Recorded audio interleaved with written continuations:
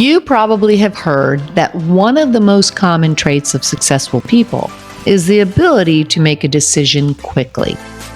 But that's not always easy, especially when you have a major, possibly life-altering decision to make. Well, today, I decided, do you like that? I decided, and I did it very quickly. I decided that I would share a story with you.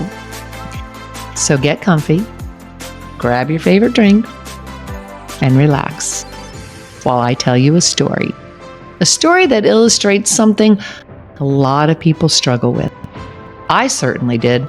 Oh my gosh, I can look back now and laugh at how ridiculous some of the things I did, or rather didn't do, how ridiculous they were, and how they just drove me crazy. So stay with me. It's coming up next.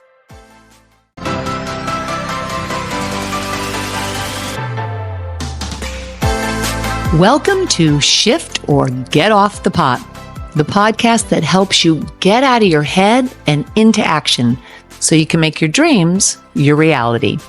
Let's get to it.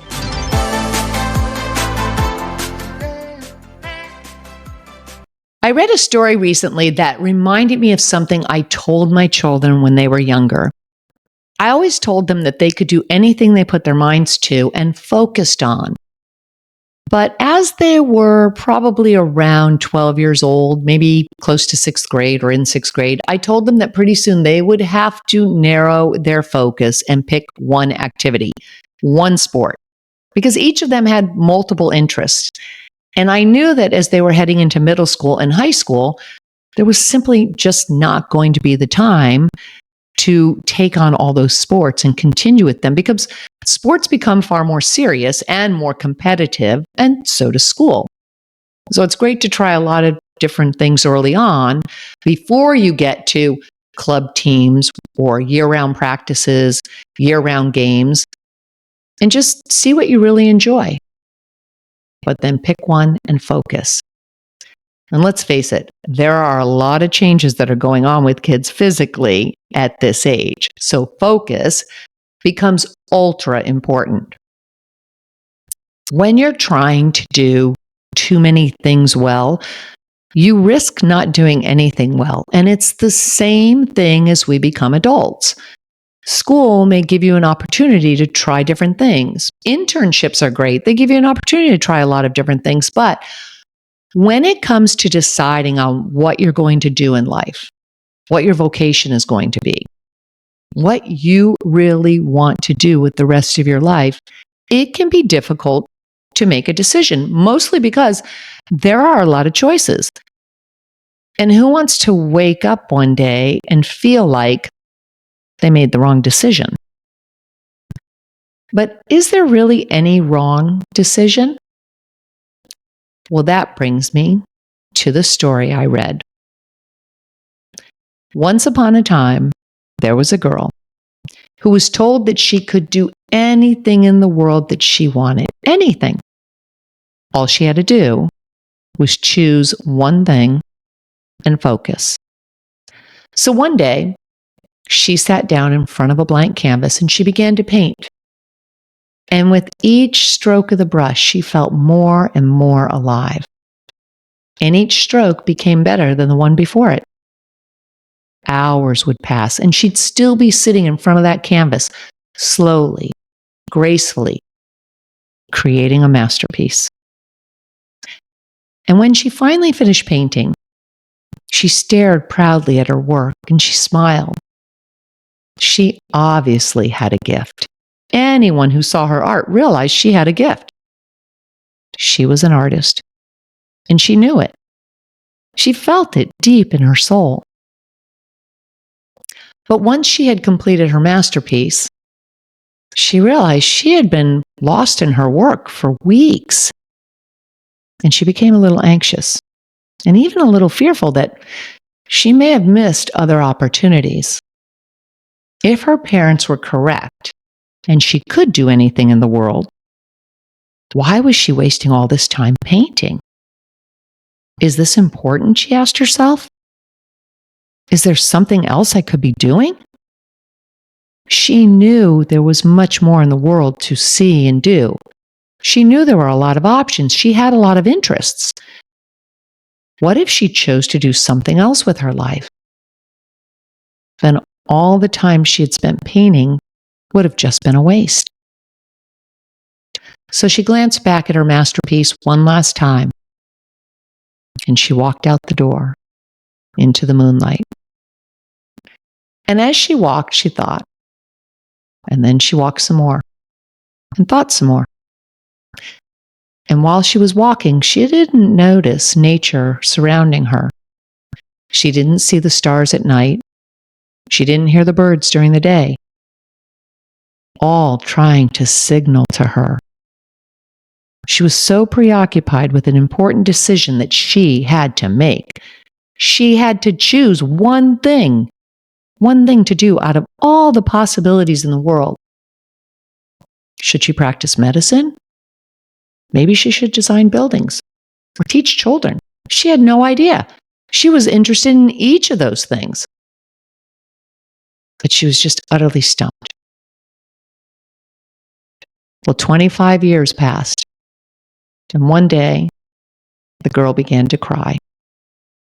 She had been thinking for so long, and she had become so enamored by everything that she could do, the endless array of possibilities, that she hadn't done anything meaningful at all. And she learned, finally, that life isn't about possibilities. Anything is possible. Life is about making a decision. Making a decision to act on something that inspires you and in turn will inspire others. So the girl, who was no longer a girl at this point, purchased some paint and a canvas from the local craft store. And then she went to a nearby park and she began to paint. And one stroke gracefully led to the next, just as it had so many years before. She continued painting through the day and into the night, smiling with each stroke of the brush. And soon the park began to fill with people. And people stopped to watch this master artist in all her glory. She had finally made a decision and was now reveling in her joy and in the joy of life. I love this story. I love it because it simply illustrates one of the biggest success blocks. Focused action. Focused action, which requires a decision. And let's face it, decisions can be difficult to make. There are infinite possibilities. It's not that there's any shortage of possibilities or opportunities. It's the fear of making the wrong decision. And the only wrong decision is making no decision at all. So, two things happen when you can't decide. One, you either take on too much, so your energy and your focus are scattered, and nothing worthwhile is ever created when there's no focus. And the second thing that can happen is that by not deciding, you put control of your life and your livelihood into the hands of others, because life keeps moving. Life keeps moving forward. And when you're in what I call the valley of indecision, because it just feels like this dry, desolate valley of nothingness, where you then start to look outside yourself for answers. You look to others to make a decision for you. There's a great quote by a businessman, Gray, that says, "Build your own dreams, or someone else will hire you to build theirs."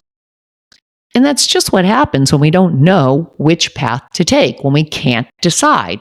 And it can be tough to make a decision, especially on something like your life's work, something that's going to impact a large part of your life. And to a degree, I think almost every one of us has struggled with this at some point. And I think a lot of us at some point have faced decision paralysis. If the decision can change your life, yeah, you want to get it right. But what's really behind the inability to make a decision? And I'm talking about major life decisions, not what do you want for breakfast? But I'll actually circle back to small decisions in a moment because they are important and they are quite helpful.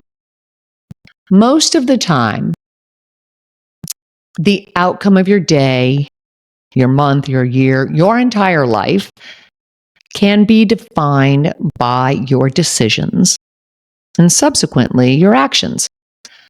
So, what is at the root of the inability to make a decision? It's not just having the facts and approaching things logically. Yes, those are important and they will come into play at some point on many of the decisions in life. But when you're trying to make a major decision, a life-altering decision, the inability to decide is directly related to your belief in yourself and your abilities. It's also why you may lack some clarity, simply because you don't trust yourself. The inability to make a decision has you constantly second guessing yourself and diminishing your confidence, zapping your energy and your time. So, how do you break it? How do you determine which path is right for you and make a decision? Well, it helps to realize that any decision is going to be better than no decision at all. Any decision. The very act of making a decision, well, that's freeing, very freeing. But let's face it, knowing that and then doing that, well, those are two completely different things. You have to push past the hesitancy, the fear, or the doubts. And in order to do that, you have to start making small shifts in behavior. The seemingly small things, the inconsequential things in your life are easier to make a decision on and make a decision on quickly. So that's really the first place you want to look and start making changes. For example, what am I going to have for breakfast? Just look at it. Is it going to be waffles or pancakes? 3, 2, 1, boom, decide. No changing it. This helps you to learn to start trusting yourself. You have to give yourself a time limit and then boom, that's it, go. By the way, science has proven that counting backwards or counting down to something is far more effective than counting up. Research has shown that it can have a significant impact on the brain and our ability to cope with stress and even anxiety. And believe it or not, even small decisions can create stress and make us a little anxious.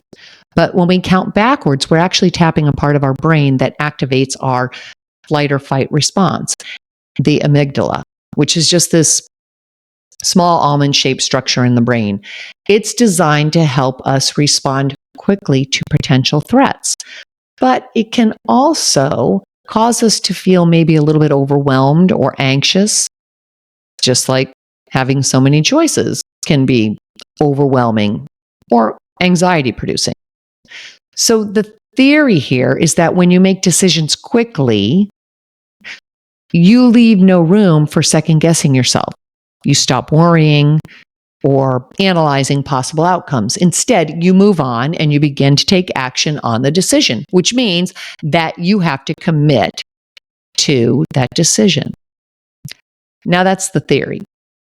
But let's face it, as much as you may want to make a decision quickly, your mind can get in the way and you procrastinate or you overthink it.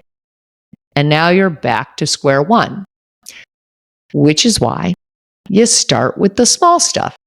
Like, do I want the pancakes or waffles? 3, 2, 1, boom, decision. Make the decision. Give yourself a deadline. 3, 2, 1, boom. I know this works. I know it works. There was a time in my life when I could not make a decision on even the small stuff. The small stuff like, what do I want for breakfast? Or what do I want for dinner? Whenever I'd be out to a restaurant with friends, I'd always be the last one to order. And then I'd sit there and I'd think to myself, oh, am I really going to like that? Maybe I should have, I don't know, maybe I should have gotten the eggs if it was breakfast. Or maybe I should have, why didn't I order the fish? And I would just start thinking about it like it was going to be my last meal.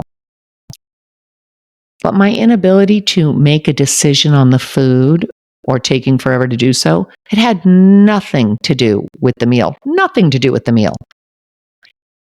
It was just indicative of a major life decision that I was hesitant to make. Do I go back to school? Do I take that other sales position? Do I just go for it and start my own business? I was afraid of losing the security in my sales position. Even though it was a commission position, I had built a book of business. I had clients and referrals. And leaving that would be tough. But I was done.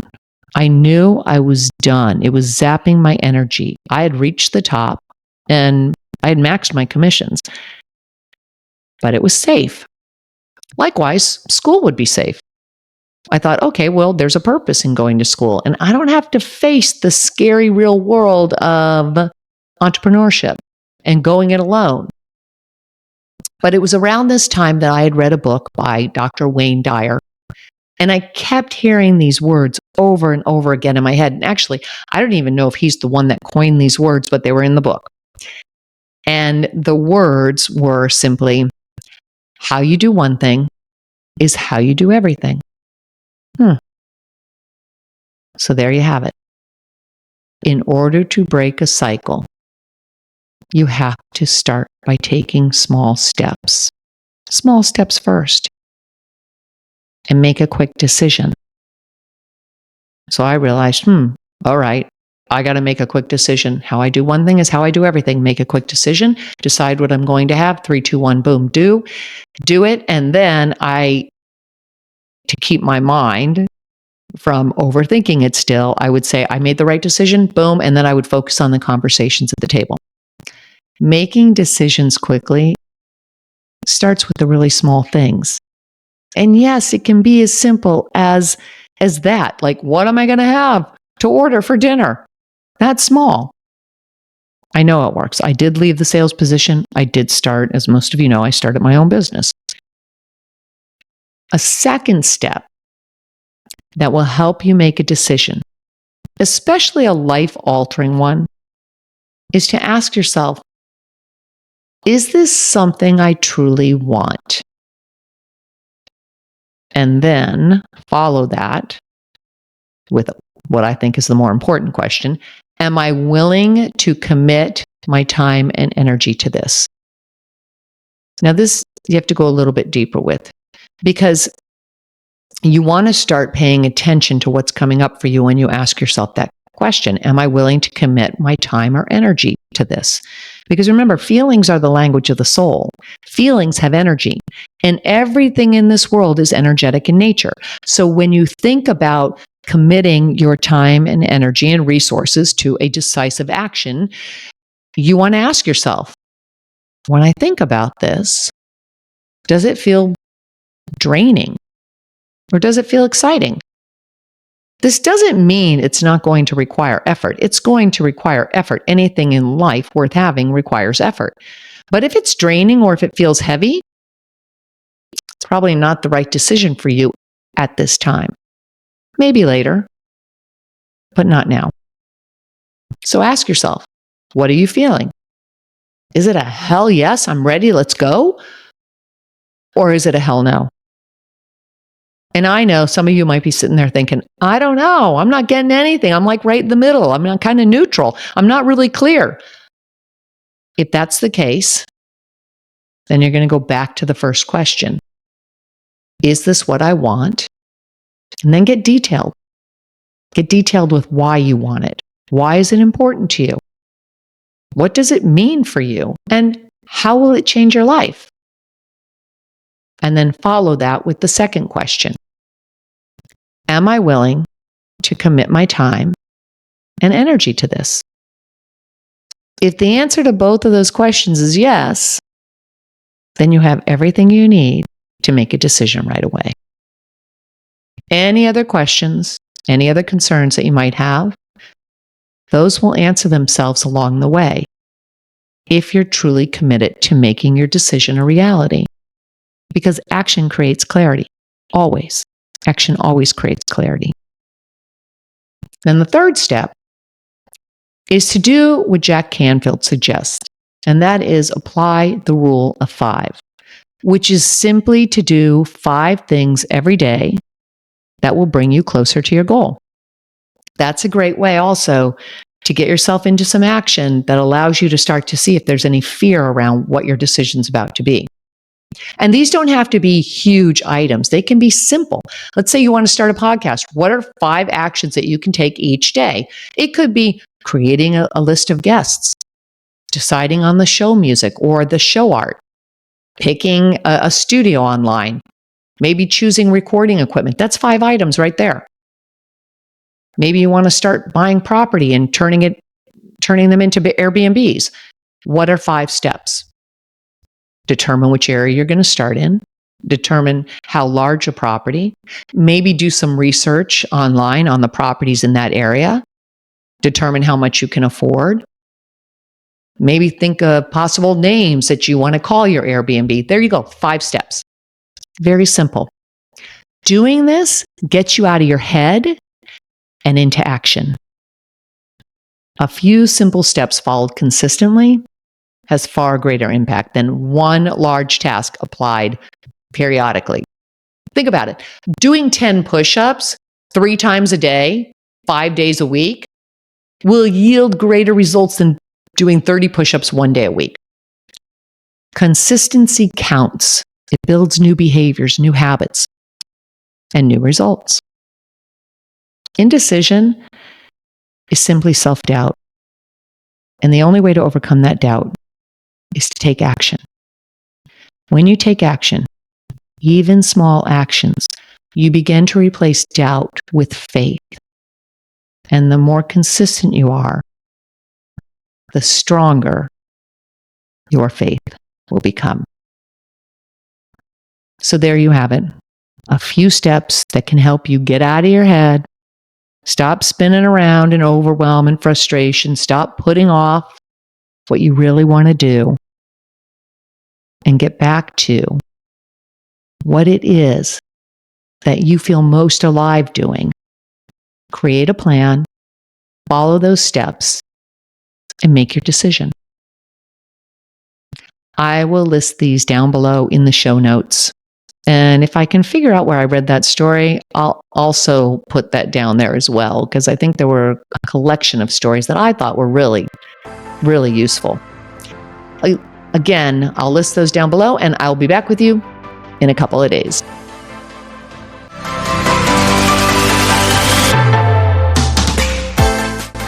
Thanks so much for joining me here today. If you want some help achieving your goals, you can grab the Success Bundle link down below, or head over to my website, kimkellythompson.com, where I have several free resources to help you. If you like what you've heard today, please consider hitting that subscribe button and join me throughout the week for episodes that will help you make your dreams your reality. I'll be back again soon with another edition of Shift or Get Off the Pot.